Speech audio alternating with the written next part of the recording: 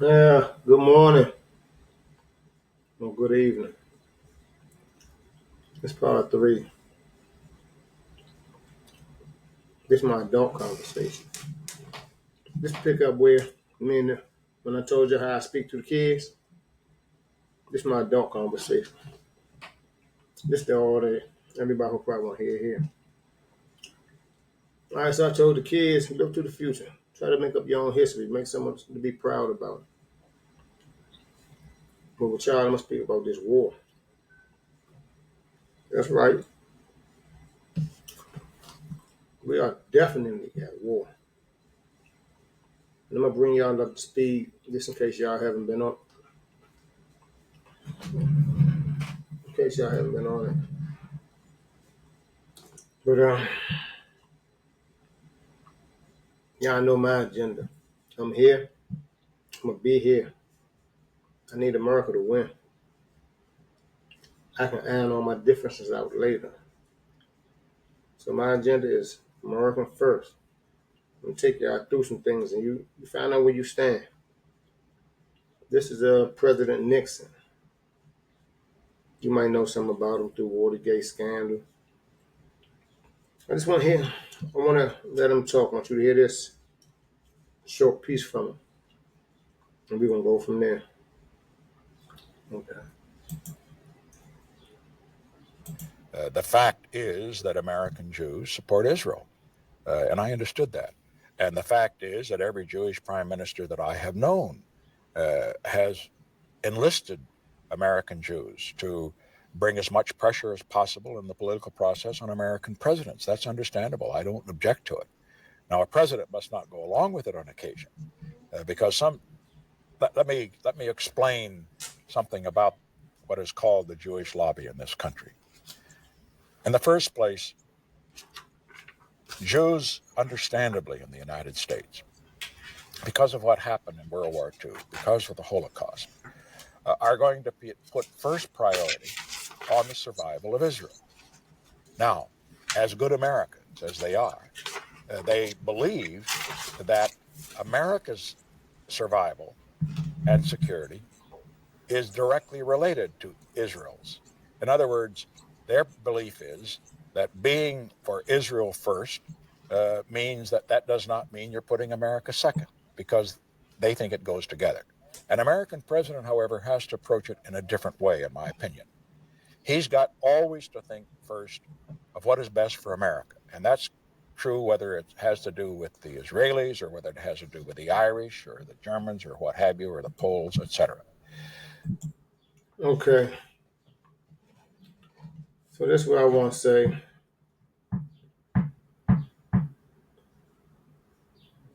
This is the crossroads where we are now.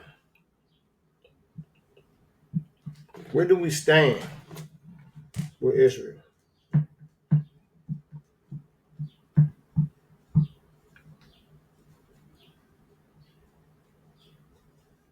I'm gonna let another interview kind of brief y'all on it, kind of get y'all up to date on what's going on. Uh, Check this one out.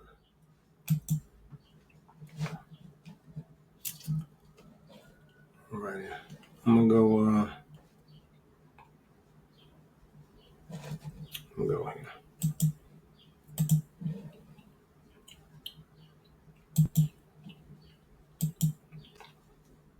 All right, so this is Tucker Carlson. Tucker Carlson. He actually did an interview with a Texas governor.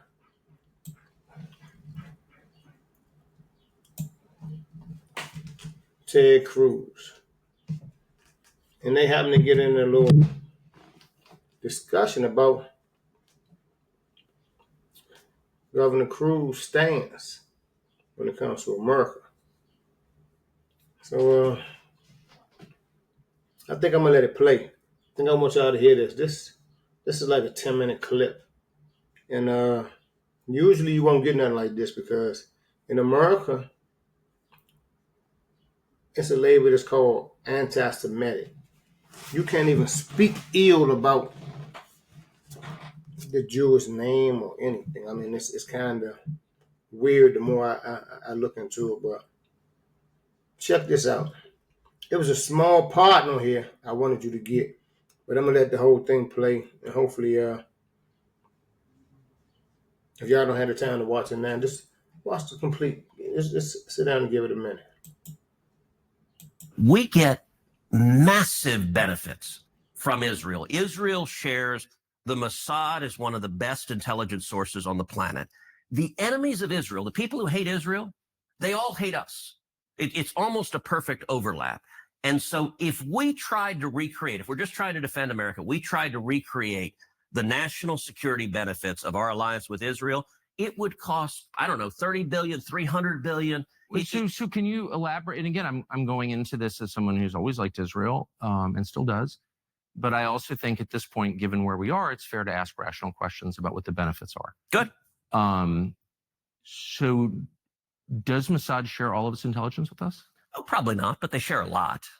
Really? We don't share all of our intelligence with them, but we share a lot. It's a close alliance. Do they spy domestically in the United States? Oh, they probably do, and we do as well. And friends and allies spy on each other. And I assume all of our allies spy on us. And that's okay with you?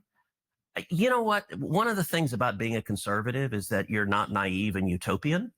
You don't think humans are all. Part of the reason socialism doesn't work is the mantra from each according to his abilities to each according to his needs doesn't work. As a conservative, I assume people act in their rational self-interest. So it's conservative to pay people to spy on you? It's conservative to recognize that human beings act in their own self-interest, and every one of our friends spies on us. And I'm not. Do you like it? That's my question. I'm not asking whether they have motive to do it. Of course they do. I understand that. And by the way, I'm not mad at them. But you're an American lawmaker, so I just want to know. Hold on. I want to know your attitude. Yeah. You said that your guiding principle, in fact, the only principle, the only criterion. I said guiding, the overwhelming. I wouldn't say only. Is it in America's interest? Is it in America's interest for Israel to spy on us, including on the president? It is in America's interest to be closely allied with Israel because we get huge benefits for it. And you want to see the clearest. But I just want to stop on the spying for a second. That it takes place, as you know, and including on the president of the United States and several precedents. And I just want to know if that's okay and why is it okay? Wouldn't an American lawmaker say to a client state, you're not allowed to spy on us? I'm sorry. I know why you want to. I'm not mad at you, but you're not allowed to. Sure. And I don't care for it. I don't want to be spied on by you. It's kind of weird not to say that, but you don't seem able to say that. Sure, I would say don't spy on us. They're going to anyway. And by the way, the Brits are, the Canadians are. Like, I don't think. Well, I'm not for that at all. Okay. I think it's disgusting. But we don't actually pay their. We're not their most meaningful sponsor. We're not sort of paying for the operations of the British government. I got to say, and this is, it's weird. We're talking about isolationists, the obsession with Israel. Why is Israel? Oh, I don't think I'm obsessed with Israel. Okay, but I think a lot of people are. And like the question, Israel spies on us. Well, so does every other country. Why are you mad at Israel? I guess, no. I'm hardly the one I've never taken money from the Israel lobby. Have you? Taken money from the Israel? From AIPAC. So AIPAC raises a lot of money for me, but it's actually a misnomer because the people who raise money are individuals. Right. So it's not the PAC itself, but they're individual members who believe in the American-Israeli friendship and relationship. Is AIPAC a foreign lobby? No, it's an American lobby. It's the AIPAC stands for the America-Israeli Political Action Committee. What does it lobby for? So, to be honest, not a whole lot effectively. Listen, I came into Congress 13 years ago with the stated intention of being the leading defender of Israel in the United States Senate. Right. And I've worked every day to do that. AIPAC, a lot of times, AIPAC, I wish were much more effective. Like, there are folks online who are in the fever swamp of terrified of AIPAC. And AIPAC... I'm not terrified of AIPAC at all. You're the one who seems a little uncomfortable when I'm asking. No, not uncomfortable at all. I'm just asking what AIPAC does. My understanding, having known a lot of people who work at AIPAC, is that it lobbies on behalf of the Israeli government. Wrong. Oh, okay.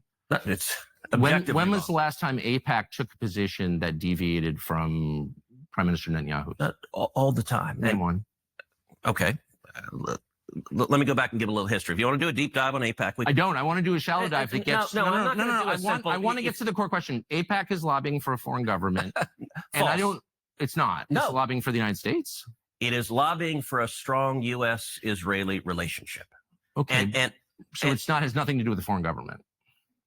It wants America and Israel to be closely allied. Okay, but it's lobbying on behalf of the interests of another country. So that's not true at all. And if it's not true. No. And how much contact do you think AIPAC leaders have with the government of Israel? No idea. I imagine some. I think the government of Israel is often frustrated with AIPAC because AIPAC's not nearly strong enough. Do you think there's any coordination between the government of Israel and AIPAC? Do they talk? Sure. If you're lobbying for more U.S.-Mexico trade, would you talk to people in the U.S. and Mexico and the government? Sure. Like if. So I'm not mad about that. There are a million countries that lobby Washington. I like a lot of those countries, including Israel. But AIPAC are Americans. They're not Israelis. Hold on. There are tons of Americans who lobby on behalf of foreign governments. I know them. I'm related to some of them. I know how it works. I'm from here. So my question is not, is it outrageous that foreign governments lobby the United States? They all do, okay, including Israel. My only question is, why don't we admit that is what's happening? You're denying it, but it's true. Yeah, and why aren't they registered as a foreign lobby? Because they're not. They're not a foreign lobby. No, they're not. And this is that there's a fever swamp. Look, it's not a fever swamp. These are very reasonable questions. And you've accused me of being obsessed with Israel, which I'm not. I actually haven't. I've said and isolationist. Being feverish about it, which I'm not at all. I find it's a very tender spot when you ask it, and I don't know why. It's hardly breaking news. The U.S. dollar has been gravely devalued by Washington money printing. You print money out of thin air, and the currency becomes weaker. You can purchase less with the same amount. The entire system is backed by nothing but the government's word. What is that worth? People around the world are beginning to ask. So one of the results of this is that a lot of people want to invest in crypto. Many don't know where to start. That's where I Trust Capital comes in. Their platform makes the crypto game smarter, easier, safer, and you can understand it. With I Trust Capital, you buy and sell crypto inside a tax-advantaged IRA. That means the same long-term tax benefits of a retirement account paired with the freedom to invest in digital assets. They also offer secure non-retirement accounts, use an airtight security system, and have real human beings, experts on call if you ever need them. You just call up and you can talk to them in person. Creating an account is very simple. It takes just a few minutes. Click the link below or visit itrustcapital.com to start today.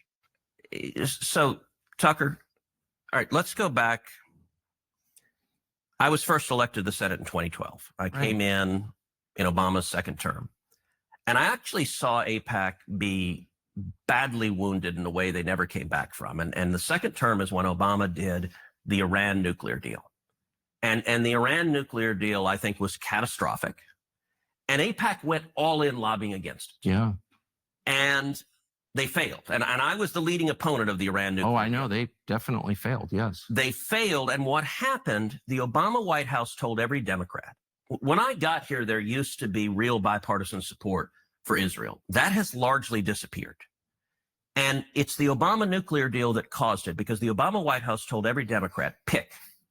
You either stand with Israel or you're a Democrat and you stand with the Obama White House. And almost every single Democrat member of Congress said, I'm a Democrat first, to hell with Israel. And then I watched as AIPAC, every one of those Democrats got reelected and AIPAC did nothing about it. And it dramatically reduced AIPAC's influence. I agree. I watched it happen. And by the way, I told AIPAC, I said, look, the analogy, if the NRA was supporting a bunch of politicians and cared about the Second Amendment, and you had politicians that vote to confiscate people's guns, and the NRA turned around and raised money for the people who voted to confiscate guns, you know what? No one would ever care what they said again. So you're making the case that AIPAC is not as powerful as people say it is, and I completely agree with you. I've watched that, and I'm not making the case that AIPAC is all powerful and they're running everything and putting fluoride in the water. I'm not making that case at all, because that's not true. I'm only trying to get to the question of what AIPAC is, and I don't think you're being straightforward about it. AIPAC is lobbying on behalf of the interests of a foreign country, and they're not registered. And you're saying, no, that's not true. You're saying that they fundraise, right? I know what it looks like. But that is not, and by the way, there's no representative of the Israeli government there. You have, when you're in Dallas, you're meeting with false and silly conversation. I know all this. The question is are AIPAC's goals shaped by the goals of the Israeli government to any extent? Okay, That's a really different simple from question. lobbying on behalf of. It's a simple question. Are AIPAC's goals shaped by the goals of the Israeli government? And I'm just going to ask you a question straightforwardly. And if you say no, I think we both know that's not true. Okay, are they shaped by? Are they coordinating with the Israeli government? Are they talking with them? Yes. The Is Israel government directing them? You want to talk about FARA, the law on lobbying on behalf of someone? Yeah. It is, I hire you and you lobby on behalf of me. I direct you. Does Israel direct AIPAC? No, they're not lobbying on behalf of them. Do they care about them? Yes, but do you think that it's just interesting because what you're now describing in a very defensive way, I will say, don't share all of our intelligence. Okay, so listen.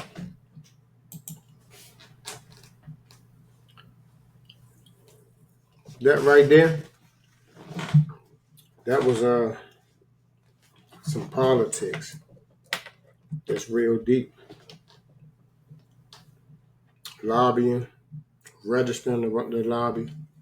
If I'm not mistaken, I actually believe President Kennedy was pushing real hard to have Apex register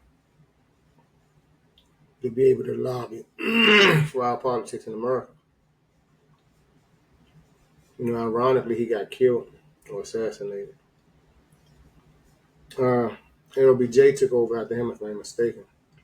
And he no longer required those standards to be met. So I'm going to touch on something else, and I'm just going to show you how close we're getting to it. And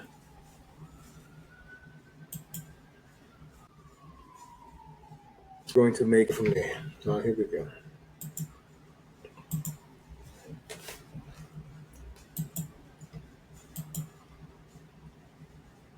On the region. Obviously, we'd like to see a regime change, at least I would, in Iran, just as I would like to see in Iraq. Who will be the first to achieve nuclear weapons is Iraq and Iran. But a third nation, by the way, is Libya as well. Libya is trying very rapidly to build an atomic bomb capability. And we just are going to war with all of them, guys. I don't know. We totally are led to believe that we're a sovereign nation, but just like not under Israel. A single American daughter or son should die to defend a foreign nation. I have said this since I have been in politics. So we are. All right, then. The next part. Hold up. My next part. Can you hear me? The next part is kind of like it's gonna be Candace again. I kind of follow Candace. A lot of y'all don't really follow her. They done told y'all that she must. I guess she spread false propaganda or something. I don't know. But the girl tight. She do her research and she'll help you, man. If you don't know a lot of information on things and you wanna just find out the basics, she give you the basics. She's strong opinionated, real strong, as we should be. But she don't have an uneducated opinion. She has a strong opinion, man. So a strong educated opinion. So you know what I'm saying? Try to follow her. And we can go for there. I want y'all to check this out. And give me your feedback.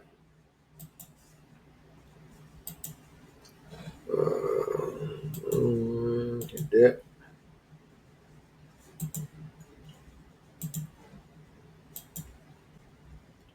I'm ready. So she's speaking about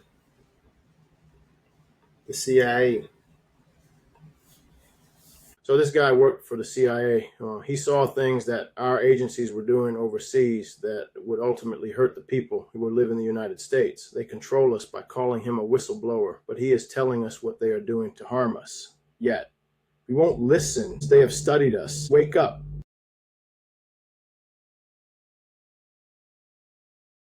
I want y'all to check out. All right, so watch it. Here we go.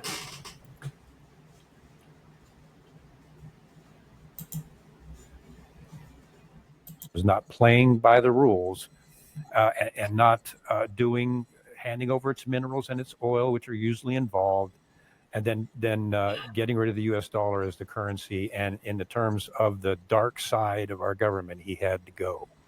Currency, because this is a really important element of people needing to understand how these wars get started. So Libya, obviously, African nation, Muammar Gaddafi was the head of it. You are correct. He was very much cooperating with the United States, cooperating with the West. And suddenly he starts to realize that this is not even power. This cooperation is not even, stands before the UN. He was a member for state of the United Nations, and starts asking questions. And basically, Libya was on the up and up with him as the leader. But when you say he wanted to nationalize the currency and to no longer be subject to the US dollar, what do you mean by that?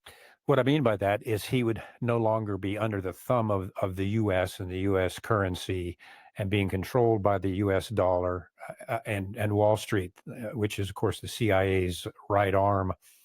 All of those knew that that was going to cut off their power if he nationalized his currency, which he had every right to do. But it was going to cut off the U.S.'s major power, especially the CIA's major power, and they were communicating with him, which they had over him. And that was his death knell. And of course, once again, plausible denial in that National Security Directive 10-2 in 1948. As long as the U.S. government could deny killing Gaddafi, of course, he was a madman. That was the term. And then he wasn't killed by the U.S. or the CIA. He was killed by his own rebels who took him out because there was a revolution. No. As a matter of fact, the Gaddafi regime, and Hillary Clinton was in large part behind this, but the Gaddafi regime is now turned into a terrorist state. The CIA seems to have a track record of doing that, staging a coup and then turning that country, that area into a terrorist nation. They created Al-Qaeda in Afghanistan. The Taliban, of course, now has all of our arms and weapons. They created in Sukarno in Indonesia is a horrible one. President Sukarno was communicating with John F. Kennedy, and for the first time, they wanted a Muslim and American union, and Kennedy was going to visit Sukarno.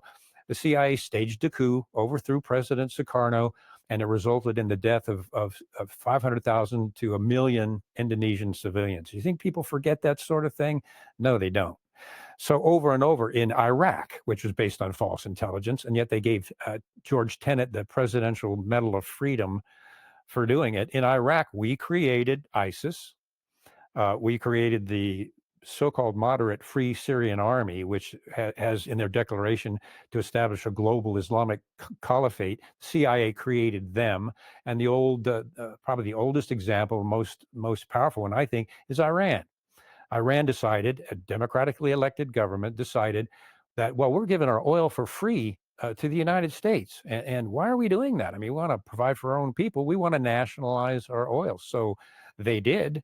And the CIA immediately went in, staged a coup, overthrew the democratically elected government, put in the puppet Shah, who was had a few cards missing from his deck. Rather, he was just a puppet, and they knew it. So they overthrew him, and now what do we have?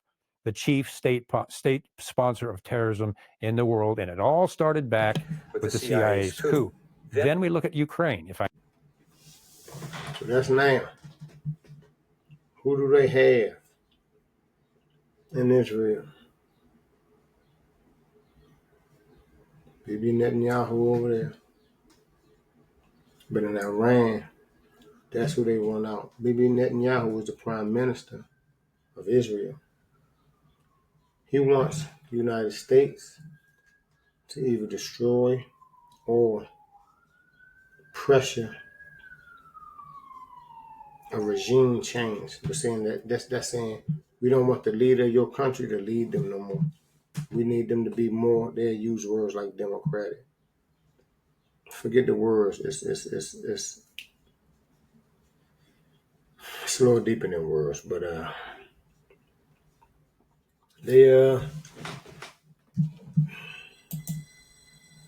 gonna leave it there. I think that's good for today. I got some more stuff I wanted to show y'all, but I'm gonna show it y'all. I'm gonna bring it y'all way, man. But I appreciate y'all coming through, man. Y'all already know what it is.